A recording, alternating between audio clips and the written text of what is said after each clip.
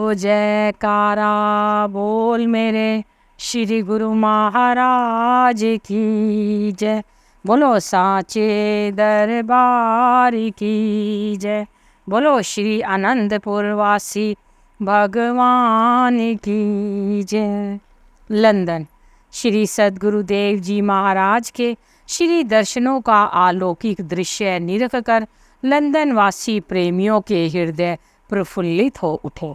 नैनों में प्रेमाश्रु बहने लगे, होठों पर खुशी के तराने गूंजने लगे। सब प्रेम मगन होकर श्री कार के आगे ढोल बजाते हुए नृत्य करने लगे।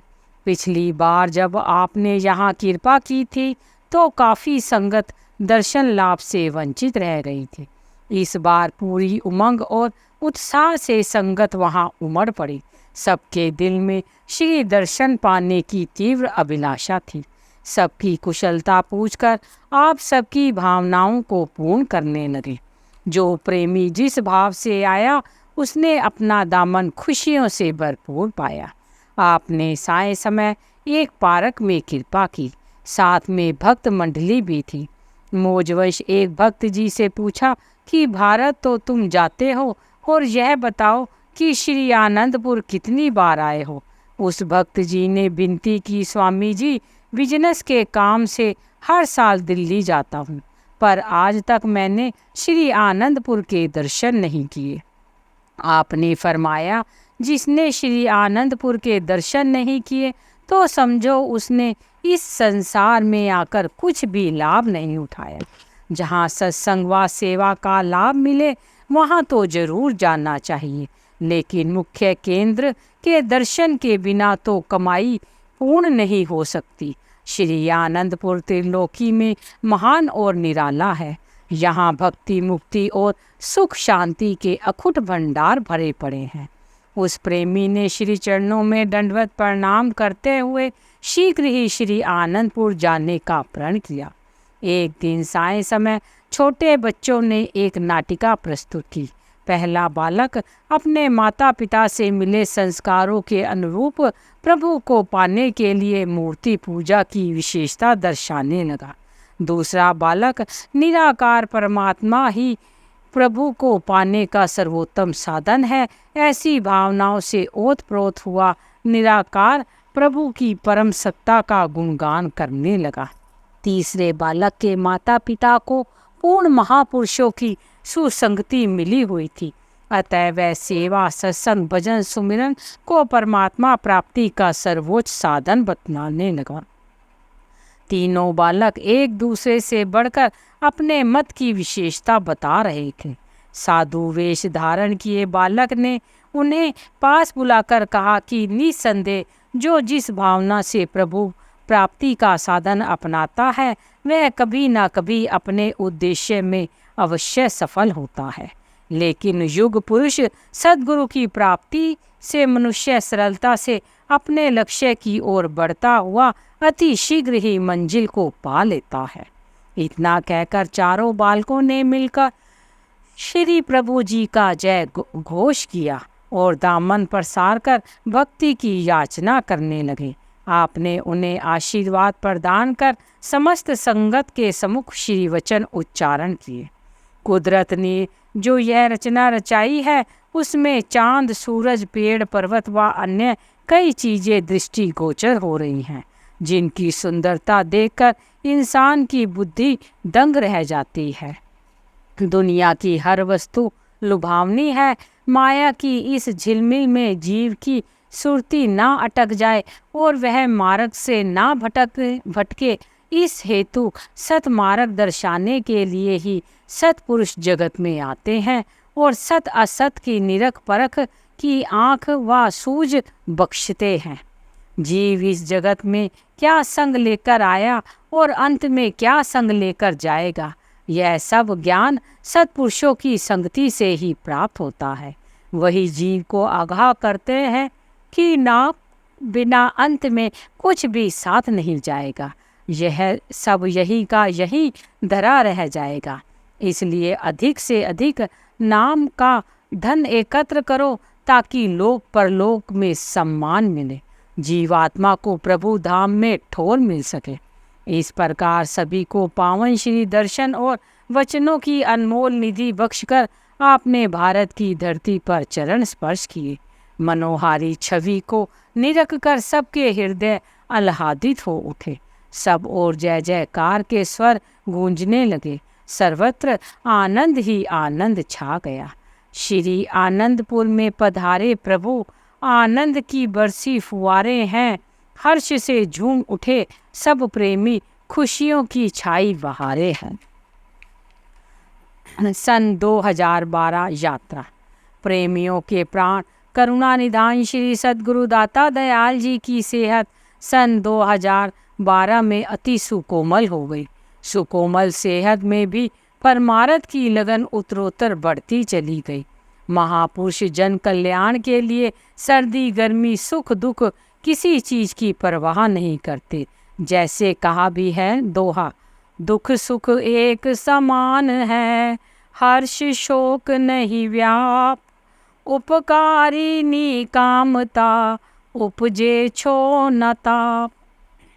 परम संत श्री कबीर साहिब जी अपनी वाणी में वर्णन करते हैं कि महापुरुषों की दृष्टि में सुख दुख हर्ष शोक सब एक समान होता है।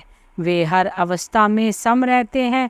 निष्काम भावना से उपकार करते हुए उनके चित्त में सदैव दूसरों के प्रति दया और करुणा की भावना बनी रहती है।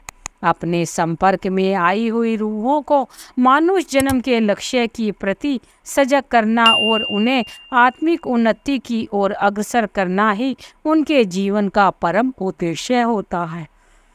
इसी उद्देश्य को मुख्य रखते हुए आप सुकोमल सेहत में भी स्वदेश तथा विदेश में रहने वाले प्रेमियों को भक्ति सुधा रस पिलाने के लिए और उन्हें संसार के दुखों से मुक्ति दिलाने के लिए अनवरत यात्रा करते रहें। सच्चे प्रेमी गुरुमुखों के दिल में अपने प्रीतम का वास होता है। वे जब भी हृदय की गहराइयों से अपने इष्ट देव को स्मरण करते हैं तो उन्हें उनके सम्मुख प्रकट होना ही पड़ता है। फिर वे चाहे दुनिया के किसी भी कोने में क्यों ना रहते हैं। सब ओर से निर्बंध होने पर भी प्रेमी उन्हें प्रेम के बंधन में बांध ही लेते हैं। जगतारण का जिम्मा लेकर आए करुणा निधान प्रभु जी ने पश्चिमी देशों में रहने वाले गुरमुख प्रेमियों को भक्ति सुधा रस पिलाने के लिए श्री चरणों का सानिध्य प्रदान कर सच्ची खुशियों के सरसाने के लिए बम्बई एयरपोर्ट से सर्वप्रथम दुबई की ओर प्रस्थान किया। गुरुमुखों ने शुभ यात्रा की मंगल कामनाएं भेंट करते हुए शीघ्र ही वापस लौटने की विनय की। दुबई प्रेम पुंज प्रेम पयोधि भक्ति मुक्ति के दातार श्री परमहंस अवतार श्री सद्गुरु दाता दयाल जी ने संत मंडली सहित 10 अक्टूबर को दुबई में कृपा फरमाई। आश्रम में कृपा करते ही आपने फरमाया, हम यहाँ पर आए हैं, बोलो क्या चाहिए। सबने विनय की, प्रभु आप मिल गए तो सब कुछ मिल गया है, अब और किसी वस्तु की इच्छा शेष नहीं। पुनः फरमाया, फिर यह स्मरण रहे कि भक्ति करनी है, नाम जपना है और ध्यान करना है। भक्ति के नियमों को अपनाते हुए भले ही दुनिया के काम करो, फिर सुख से जीवन बसर होगा और परलोक भी संवर जाएगा। खुशी खुशी मालिक के धाम में निवास पाओगे। श्री दर्शन करके सब प्रेमी मस्ती में झूम झूम कर भजन गाने लगे। उन्हें प्रेम कि मैं मस्त हुआ देखकर आप भी मौज में आ गए और सबको ताली मारने का संकेत किया। हाल में बैठे हुए लगभग 1500 भक्तों की तालियां एकदम ऐसे गूंज उठी मानो आकाश की चोटियों को छू रही हो। उस समय का दृश्य ही निराला था। प्रत्येक प्रेमी सुध बुध बुलाए प्रेम में विभोर हो रहा था। दुबई में रहने वाले एक प्रेमी भक्त ने अपना एक वृत्तांत सुनाया कि वह हृदय में श्री दर्शन की तीव्र लालसा लिए बैठा था। हर समय दिल में एक ही उमंग थी कि एक बार श्री प्रभु जी की मनोहारी छवि को निरख लूं। शरीर से लाचार होने के कारण भारत में श्री दर्शन करने हेतु जा नहीं पा रहा था और श्री प्रभु जी की सुकोमल सेहत को देखकर विनय भी नहीं कर पा रहा था। फिर भी महाप्रभु जी कितने ही दयालु हैं, दया निधि दया के सागर हैं। आपने सुकोमल तन की परवाह किए बिना श्री दर्शन की अमोल निधि से कृतार्थ करने स्वयं ही यहाँ चले आए। श्री चरणों में जितना भी आभार प्रकट करूं उतना ही कम है। कुछ दिन तक सत्संग प्रवचनों से निरंतर जागृति प्रदान करते रहे। मायावी चकाचौंध में जीव अपने कर्तव्य पथ से विचलित ना हो जाए, सदा लक्ष्य पर ध्यान रखे, इसीलिए सचेत करते रहे। एक दिन आपने अपने पावन वचनों में फरमाया, जीव को यह मानुष जन्म इसलिए मिला है ताकि वह मालिक की भक्ति और भजन करके अपनी बिछुड़ी हुई रूहों को परमात्मा से मिला सके। अगर भक्ति नहीं की, नाम नहीं जपा, तो यह जन्म अखारत चला जाएगा। जिस 84 से छूट करके आया है, फिर से उसी 84 के बंधन में चला जाएगा। गुरुमुखों, महापुरुष जीव को इसलिए बार बार चेतावनी देते हैं, उपदेश देते हैं कि ऐसी उत्तम देही को पाकर तुम वह काम कर लो जिससे तुम्हारा भला हो। कहते हैं दोहा, जग का जीना है भला, जब लग हृदय नाम, नाम बिना जग जीवना, सो दर्दु किस काम। अगर मालिक का नाम हृदय में बसा हुआ है, उसकी याद है, उसका ख्याल है, तब तो तुम्हारा जीना सकारत है। अगर नाम नहीं जपता है, मालिक को याद नहीं करता है, मालिक की भक्ति नहीं करता, तो उसका जीवन किस काम का है। ऐसी मानुष देही धारण करके नाम और भक्ति की कमाई नहीं की तो जीवन बेकार चला जाएगा।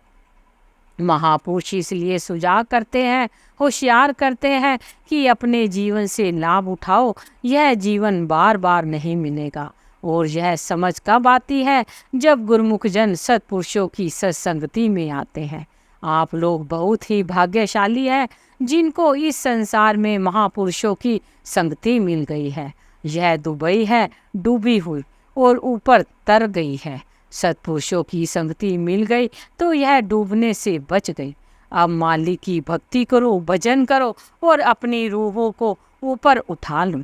महापुरुष यह नहीं चाहते कि तुम फिर दुखी हो जाओ, फिर से संसार के झंझट में पड़कर अपनी रूह को 84 के बंधन में ले जाओ। नहीं, बंधनों से आज़ाद होकर आए हो, अब हमेशा हमेशा के लिए आज़ाद हो जाओ और अपनी रूह को परमात्मा के साथ मिला लो। भले ही संसार में रहो पर नाम जपते रहो। संसार में रहते हुए मालिक की भक्ति करते रहो, सुमिरन करते रहो। महापुरुषों ने 5 नियम किस लिए बनाए हैं? बेशक संसार में रहो, इन 5 नियमों की पालना करते रहो, इसी में जीवात्मा का कल्याण है। इस प्रकार श्री वचनों से सबको लक्ष्य के प्रति सचेत कराकर, वास्तविकता का बोध करवाकर, जागरूकता प्रदान कर आप सबको आनंद के महास्तोत्र में मंजन करवाकर आपने कैलिफोर्निया की ओर प्रस्थान किया। कैलिफोर्निया 16 घंटे की उड़ान भरकर विमान कैलिफोर्निया में पहुंचा। यहाँ के ट्रेसी शहर में 2 वर्ष पूर्व सन 2010 में श्री परमहंस अद्वैत मत के एक सुंदर आश्रम का निर्माण हुआ था। महाप्रभु जी ने अपनी मोह से जिसका शुभ नाम शीतल धाम फरमाया, इस पुण्यवती धरा पर शीतलता बरसने के लिए आपने यहाँ कृपा फरमाई। जिस प्रकार फूलों पर मंडराता हुआ भंवरा उनका रसपान करता हुआ मुग्ध हो जाता है, इसी प्रकार गुरुमुख प्रेमी जन भी श्री दर्शन मृत की शीतल फुआरों का आनंद लेते हुए प्रफुल्लित हो उठे। सब और रौनक बाहर आ गई। ढोल नगाड़े और शहनाइयाँ बज उठी। प्रेमी हृदय प्रभु आगमन की निराली खुशी से संपादित होने लगे। प्रभु मिलन का यह सुखद दृश्य एक स्वप्न की न्याय प्रतीत हो रहा था, क्योंकि किसी ने यह सोचा ही नहीं था कि श्री सद्गुरुदाता दयाल जी सुकोमल सेहत से इतनी दूर कृपा करेंगे। 7 समुंदर पार करके प्रेमियों के लिए अपने तन पर अनंत कष्ट उठाकर अपने को महान उपकार किया। आपने जो महान उपकार किया उसका ऋण तो कभी भी नहीं चुकाया जा सकता। प्रेमियों के प्रेम को देखकर आप अति प्रसन्न हुए और सिंहासन पर विराजमान होकर श्री मुख से प्रवचन फरमाए। हम इतनी दूर से आप प्रेमियों को एक विशेष संदेश देने के लिए आए हैं। आप अपने मन में प्रभु प्रेम की इस लगन को हमेशा बनाए रखना। अपने तन मन को भक्ति भजन और निष्काम सेवा में लगाए रखना। यह मानुष तन बड़े भाग्यों से मिला है और फिर सत्संगति का मिलना अति दुर्लभ है। आप गुरुमुख बहुत भाग्यशाली हैं जिन्हें यह दुर्लभ घड़ी सुलभ हो गई है। इस जीवन को प्रभु भक्ति और भजन में व्यतीत करना है। मनुष्य जन्म का यही लक्ष्य और उद्देश्य है। जो सत्पुरुषों के वचनानुसार अपने जीवन को ढालेगा वही परलोक में सम्मान पाएगा। तत्पश्चात आपने यूनियन सिटी में बनी कुटिया में कृपा फरमाई। सन 1996 में आपने एक भक्त जी के घर कृपा करके उसे अपने घर में सत्संग आरंभ करने की श्री आज्ञा फरमाई। सत्संग की पावन सुगंधि और महापुरुषों की महिमा की महक जब आसपास के क्षेत्र में फैली तो कई संस्कारी रूहें खिंची चली आईं। यह स्थान छोटा पड़ने लगा। प्रेमी गुरुमुखों ने वहां समीप ही एक अन्य स्थान पर आश्रम का निर्माण किया। श्री सद्गुरुदेव जी महाराज का चरण स्पर्श पाकर आज इस धरती का कण कण खुशी से हर्षाते हुए अभ्यर्थना करने लगा। प्रेमियों के हृदय भी आनंदित हो श्री प्रभु जी का गुणगान करने लगे। संगीत वाद्यों की मधुर ध्वनि वातावरण में उल्लास भरने लगी। आपने सब गुरुमुखों का हाल चाल पूछकर उन्हें निहाल कर दिया। उन्हें भक्ति की ओर अग्रसर हुआ देखकर आपको बहुत प्रसन्नता हुई। आपने उन्हें जीवन के उद्देश्य के प्रति सजग करते हुए फरमाया, यह जो दुर्लभ समय मिला है इसमें भक्ति और भजन की खूब कमाई करनी है। यदि अपने चित्त को सब ओर से हटाकर इसी काम में जोड़ दोगे तो आठों याम प्रभु प्रेम के रंग में रंगे रहोगे। काल व माया आपके पास ना फटक सकेंगे। महापुरुषों की तो जीवों के प्रति यही हिदायत है। जो इसे मान लेता है वह अपने जीवन को सार्थक कर लेता है। आपको यह सौभाग्य घड़ियाँ पूर्वले जन्मों के पुण्य से प्राप्त हो रही है। आज से इस आश्रम का नाम भी पुण्य धाम होगा। पावन श्री वचनों की अमूल्य निधि को पाकर प्रेमियों के हृदय बाग बहार हो गए। वे प्रसन्न मन से गुरु महिमा और उपकारों के भजन गाने लगे। एक प्रेमी भक्त के दिल में यह तीव्र ख्याल उठा कि यदि श्री प्रभु जी आज्ञा दे तो मैं नाचूं। इतने में मंद मंद मुस्कुराते हुए आपने प्रेमियों को नाचने का संकेत किया। बस फिर क्या था, उनकी तो मौज लग गई। सब प्रेम में बेसुध होकर भक्ति भाव भरे भजन गाते हुए नृत्य करने लगे। समय बंध गया। उन्हें आत्मा से परमात्मा से मिलने का साक्षात अनुभूति होने लगी। उन्हें निहाल करके आपने वापस ट्रेसी आश्रम में कृपा की। सब और आनंद और खुशियों की बहार थी। अब आगे लॉस एंजलिस का प्रोग्राम था। बोलो जयकारा बोल मेरे श्री गुरु महाराज की जय।